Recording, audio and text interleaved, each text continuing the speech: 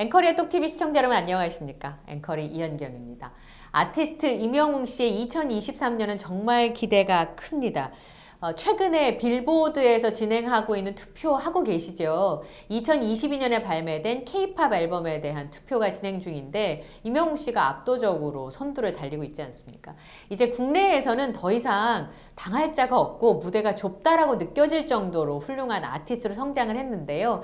2023년에는 이제 해외에서 무대를 넓혀서 더 넓은 활동 반경을 보여줄 때가 아닌가 싶어서 저는 굉장히 기대를 하고 있습니다. 최근에 아이돌 그룹이 해외 무대에 연초부터 속속 선다는 소식이 들어와 있는데요. 그게 이유가 있다고 합니다. 가수 임영웅 씨도 2월 달에 LA에서 공연을 하게 되는데요. 그 이면을 좀 살펴보도록 하겠습니다.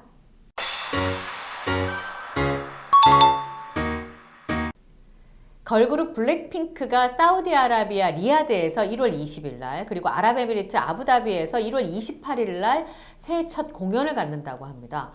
걸그룹 공연과 임영웅 씨 소식이 어떤 관계가 있지? 하실 수가 있는데요. 요즘은 아이돌을 4세대 아이돌이라고 분류를 하더라고요. 4세대 아이돌 그룹들이 연초부터 해외 공연을 지금 잡고 있습니다. 가수 임영웅 씨도 2월 달에 LA에서 공연을 갖게 되잖아요. 그 의미를 좀 짚어봐야 될 것 같아서 오늘 그 소식을 좀 전해드리려고 하는데요. K-팝도 여러 번의 변화를 가졌습니다. 그런데 최근에 K-팝, K-컬처는 출발선이나 위상이 굉장히 달라졌다는 걸 느낄 수 있습니다. 해외에 계신 분들을 만나면 K-팝 얘기를 하면 모르던 사람들하고도 이야기가 되고 얼마 전에 해외 여행 프로그램이었는데요. 유해진 씨가 식당에서 밥을 먹고 있는데 그 유럽의 아저씨가 와서 아는 척을 하더라고요. 이제 그만큼 북미, 유럽, 그리고 지금 이제 불모지라고 지금까지는 분류됐던 중동에서 블랙핑크가 공연을 한다는 소식까지 보면 K-팝이나 K-컬처가 정말 위상이 예전과 달라졌다는 걸 몸소 느낄 수 있는 대목인데요. 또 하나 보니까 인터스텔라를 제작했던 린다 옵스트가 윤재균 감독과 함께 K-팝 아이돌 그 영화를 만들고 있다고 합니다. 인터스텔라라고 하면 전 세계적으로 흥행에 성공한 영화잖아요. 그 영화를 만든 제작사에서 K-팝의 시장 가치를 그만큼 평가했다라고 볼 수 있을 겁니다. K-컬처를 다루지 않으면 더 이상은 트렌디하지 않은 것으로 인식이 되고 있습니다. 그래서 외국인 유튜버들이 뭐 수십만 명 이상의 그 팔로워를 가지고 있는 유튜버들이 한국에 살면서 자신들 나라의 언어로 K-컬처를 소개하는 영상을 속속 올리고 있다고 합니다. 세계 최고의 패션 하우스들, 명품 브랜드라고 하는 브랜드에서도 앰버서더라고 해서 이 자신들의 얼굴로 내세우는 사람을 한국의 스타들이나 뭐 이정재 씨나 뭐 블랙핑크나 이런 사람들처럼 한국의 스타들 아니면 축구 스타인 손흥민 씨를 쓰는 이유가 바로 그런 것 때문이기도 하죠. 그리고 넷플릭스에서 밝힌 바에 따르면 전 세계 유료 회원의 60%가 최소 한 편 이상의 한국의 컨텐츠를 봤다고 합니다. 그러니까 이전의 K-팝과는 위상이 굉장히 달라진 거죠. 색다른 해외 음악이 아니라 메인스트림을 끌고 가는 문화적 현상이라고 볼 수 있겠습니다. 뉴욕타임스에서 작년 11월에 강남스타일 10주년을 맞아서 싸이 씨하고 인터뷰를 했는데 K-팝을 뭐라고 정의를 했냐면 동아시아 및 동남아시아 시장에서 확장돼 세계 구석구석 스며든 문화적 초거물이라고 표현했습니다. 불가항력적 매력이라는 뜻이죠.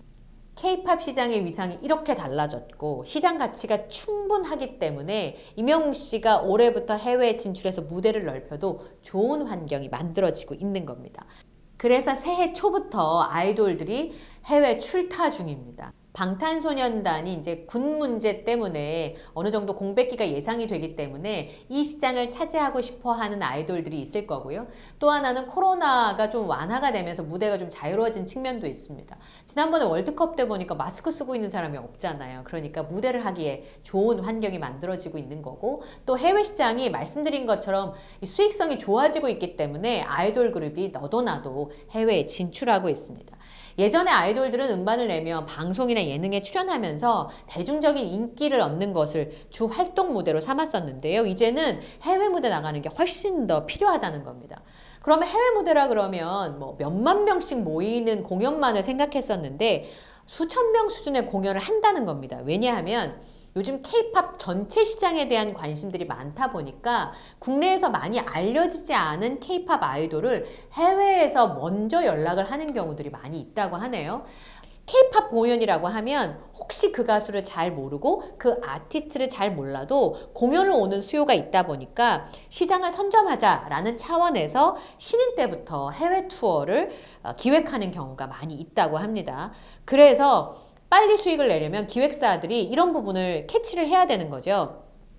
아이돌들의 공연 수익이 방송 활동보다는 공연이나 행사, 단독 공연, 굿즈 판매에서 발생을 하다 보니까 처음에는 천석 규모의 아주 작은 공연이라고 할지라도 그렇게 시작해서 임영웅 씨가 인스타그램에 썼던 것처럼 한 계단 한 계단 밟아 올라간다는 거죠. 그래서 수만 명의 스타디움급의 공연장에서 규모를 넓혀가려는 전략을 구사하는 곳들도 많이 있다고 합니다. 아티스트 임영웅 씨가 해외 시장에서 발판을 넓히기에 참 좋은 계절인 것 같습니다. 세계화의 발판을 다질 수 있는 원년이 되기를 기대해 보고요. 돌비 시어터에서 2월 11일부터 12일까지 이틀간의 콘서트 일정을 확정을 해서 이제 콘서트를 진행을 하게 될 텐데요. 아마 월드 투어도 올해이든 아니면 가까운 미래이든 하게 되지 않을까 이렇게 기대를 하고 있습니다. 여러분들이 잘 아시는 것처럼 돌비 시어터가 의미가 있는 공연장이잖아요. 이미 대세에 입증을 한 국내 무대에서 해외의 첫 번째 무대이기도 하고 3,400석밖에 안 되지만 아카데미상 시상식을 열 정도로 의미 있는 공연장에서 공연을 하게 되고 K-팝 시장에 대한 여러 가지 관심들이 있기 때문에 임영웅 씨가 현지에 공연을 하게 되면 현지 언론에 많이 보도가 될 것이고 그렇게 되면 임영웅 씨가 앞으로 해외에서 여러 무대를 또 다양한 무대를 다양한 팬들을 만나는데 큰 도움이 되는 그런 무대가 되지 않을까 싶습니다. 그러면 지금 이제 빌보드 투표들 하고 계시지만 현지 언론에 많은 관심을 받는 거 어떤 것들이 중요한가를 좀 살펴보면요. 지금 임영웅 씨 기록 중에서 굉장히 독보적인 것 중에 하나가 바로 유튜브 기록인데요. 유튜브 구독자가 지금 146만 명을 돌파를 했습니다. 1월 3일 기준으로 했을 때 임영웅 씨의 유튜브 채널이 146만 명을 넘어섰는데 이게 145만 명 기록한 지 얼마 안 됐어요. 12월 11일 날 145만 명을 기록하고 한 달이 채 되지 않아서 25일 만에 10,000명을 추가를 했습니다. 지금 634개의 영상이 올라갔는데 그 중에서도 지금 1,000만 뷰 이상 기록한 음원 영상, 그 다음에 뮤직비디오 영상만 해도 지금 62개가 넘는 상황이잖아요. 미스터 트롯에 출연하고 나서 진입된 다음에 채널이 굉장히 급속도로 성장을 했는데 1년에 실버 버튼하고 골드 버튼을 다 받을 정도로 유튜브가 굉장히 급속도로 성장을 했습니다. 그리고 그 이후에도 꾸준하게 성장을 하고 있고 유튜브 채널을 통해서 방송이나 아니면 무대에서 보여줄 수 없는 다양한 영상들이 최근에도 굉장히 많이 업로드가 되고 있습니다. 그래서 해외에 계신 분들도 또 국내에 계신 분들도 언제 어디서나 임영웅 씨의 다양한 컨텐츠를 볼 수 있다는 게 이 유튜브 채널의 장점인데요.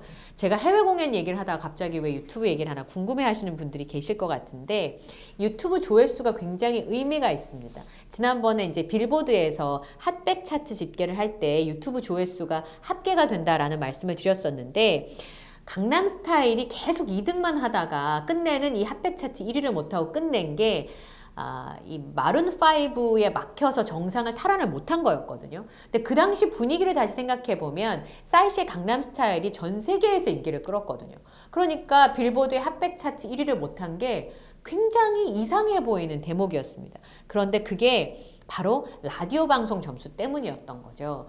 우리나라 말로 되어 있는 노래를 미국의 라디오 방송에 틀어주기가 쉽지 않을 거예요. 그래서 BTS의 경우에도 다이너마이트나 버터처럼 영어 가사로 된 노래가 방송이 됐을 때 빌보드에서 좋은 성적을 거뒀던 게 바로 그런 이유 중에 하나입니다. 근데 그 당시에 이렇게 전 세계적으로 인기 있는 싸이의 강남스타일이 빌보드 핫백 1위를 못한다는 게 말이 돼? 이런 폐쇄성에 대한 비판들이 있었습니다. 그래서 그 당시에 집계를 할 때 유튜브 조회수를 순위 집계 기준에 추가를 했습니다. 이게 이제 K-팝 시장이나 우리나라 아티스트에겐 굉장히 유리한 국면인 거죠. 임영웅 씨 유튜브가 이렇게 성장을 하고 있고 조회수가 꾸준하게 올라간다는 건 사실은 임영웅 씨가 해외 시장에 진출할 때도 굉장히 도움이 된다라고 볼 수가 있습니다. 이전에 빌보드에서 좋은 성적을 거뒀던 방탄소년단의 경우에도 보면 이제 K-팝 아이돌들의 경우는 다운로드 수나 스트리밍 수나 그 다음에 뭐 음원이나 이런 거는 성적이 굉장히 좋잖아요. 그런데 이 라디오 방송 횟수가 굉장히 중요한 덕목인데 이 부분에 있어서는 현지에 있는 가수들보다 아무래도 불리할 수밖에 없는 상황입니다. 그래서 미국의 라디오 DJ가 방탄소년단의 노래를 틀어주느냐 마느냐 가지고도 논란이 되기도 했었습니다. 작년 10월에 있었던 일이었었는데요. 미국 플로리다 주에 있는 라디오 방송국에서 방탄소년단 노래를 절대 안 틀 거다. 진행자가 이렇게 얘기하는 바람에 논란이 되기도 했었습니다. 지금 노래를 라디오로 듣는 사람이 얼마나 될까라고 생각이 되지만 미국 빌보드 차트에서 라디오 재생 횟수가 굉장히 중요한 평가 항목 중에 하나이기 때문에 K-팝을 좋아하는 팬들의 입장에서는 이 라디오 방송에 자신이 좋아하는 아티스트의 노래가 나오는 게 굉장히 중요합니다. 그래서 미국 라디오 DJ가 이 노래를 틀어주느냐 마느냐가 팬들한테는 굉장히 중요한 문제인 거죠. 그래서 미국의 아미 같은 경우는 이 팀을 만들어서 각 지역의 라디오에 사연과 함께 방탄소년단의 노래를 재생하도록 하는 운동을 해왔습니다. 이런 활동들 덕분에 방탄소년단의 노래가 북미로 소개되는데 굉장히 큰 역할을 했었습니다.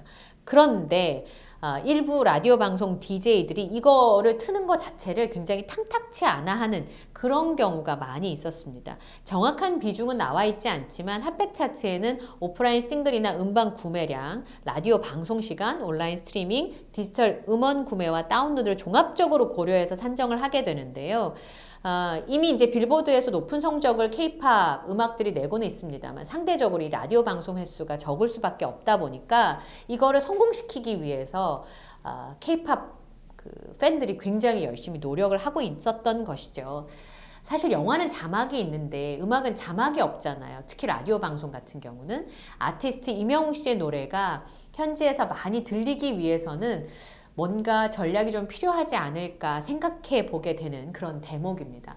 임영웅 씨가 LA 진출해서 공연을 하게 되면 현지 언론에서 임영웅 씨를 다루게 될 것이고요. 또 이번에 투표 결과도 아마 빌보드에서 다루게 되는데 큰 역할을 하지 않을까 싶습니다. 앞으로 임영웅 씨가 해외에서 활동하는데 영웅시대에 더할 나위 없이 큰 지지와 성원이 필요할 것 같습니다. 한국음악컨텐츠협회에서 제작한 영상을 보니까요. 영웅시대 특히 임영웅 씨 팬들은 진짜 의리가 있다고 그 일타 강사분이 설명하시더라고요. 스트리밍 수가 폴라로이드나 런던보이가 발매되고 나서 끊이지 않고 쭉 꾸준하게 유지를 하고요.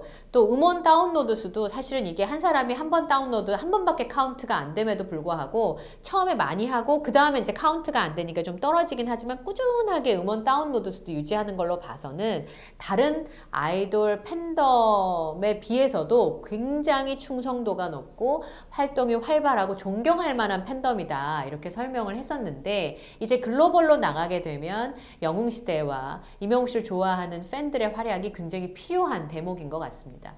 유튜브가 이렇게 채널이 성장하고 있다는 건 참 다행스럽고요.